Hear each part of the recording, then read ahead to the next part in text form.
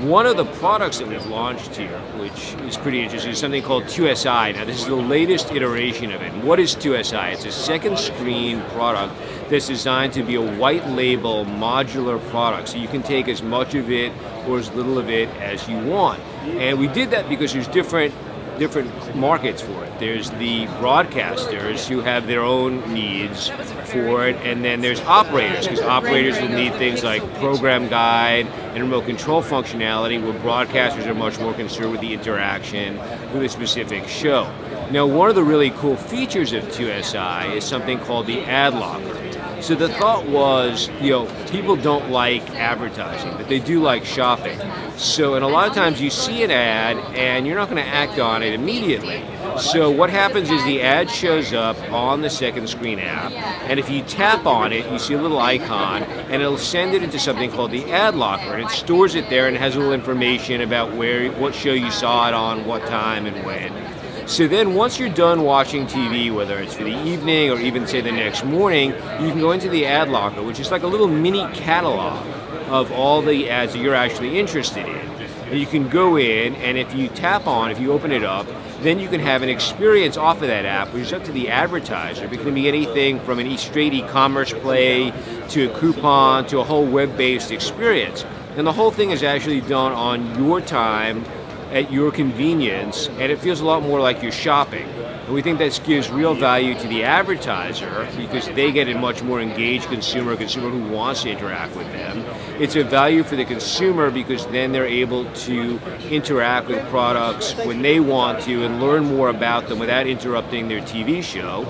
And even better, it allows for data about the collection of data around the advertiser and around the target, and so they can actually then use that data to create better advertising, better tracking, even learning stuff about the programming, what ads work better on what program.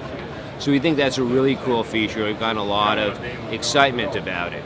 So the other thing that we have going on here is we just did this survey about binge viewing. And it was really fascinating because we know that it's a habit, that it's become a habit of people. We wanted to see, okay, of the people who do binge view, which is just sort of watching these marathon sessions of TV shows, what can we learn about them? What do we know? Now, we know that these are more sort of the early adopter crowd than anything else, but it's still interesting to see where they are. So some of the stuff that we've learned are that people don't binge view constantly. In other words, there's certain shows that they'll just keep watching till they can't stay up any later.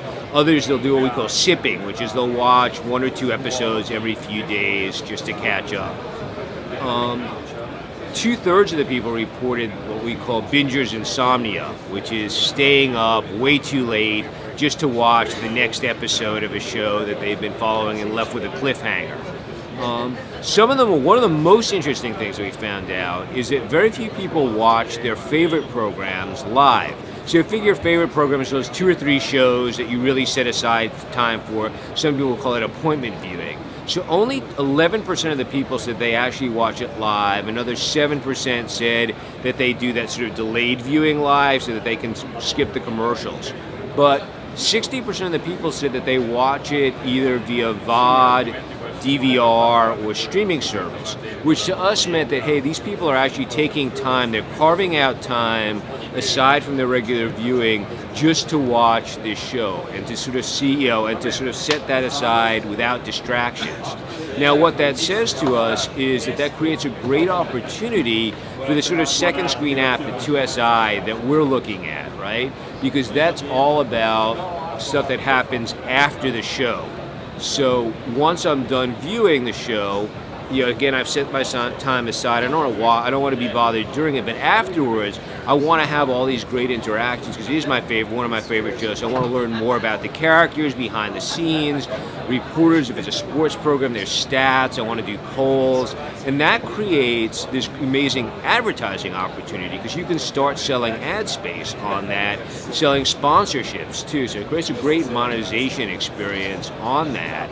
And if we know that most people are watching their favorite programs like that, then the fact that it's their favorite program says they are going to want to learn about that second screen experience. They are going to want to do that second screen experience. They want to learn more about the characters and the program. They're far more engaged. And so who it's not good for are real-time services like Twitter and others that rely on people interacting in real time. Not that we think Twitter is dying or dead, but for this particular type of second screen, we don't think it will be as valuable as the sort of storytelling, stats, and even shopping experiences, because you could also use it as an opportunity to sell merchandise around the show. If it's a network, they can cross-promote their own programs, show other previews from other shows in an attempt to move people from one show to another. So we think that's a really fascinating statistics that came out of this study. And it proved what was also interesting was that it was pretty consistent across regions, across gender, across age groups, income brackets. So we think it's a fairly universal behavior for most of the people. And we thought that was a really cool thing. And we think that's, like I said, that's where a lot of second screen is heading.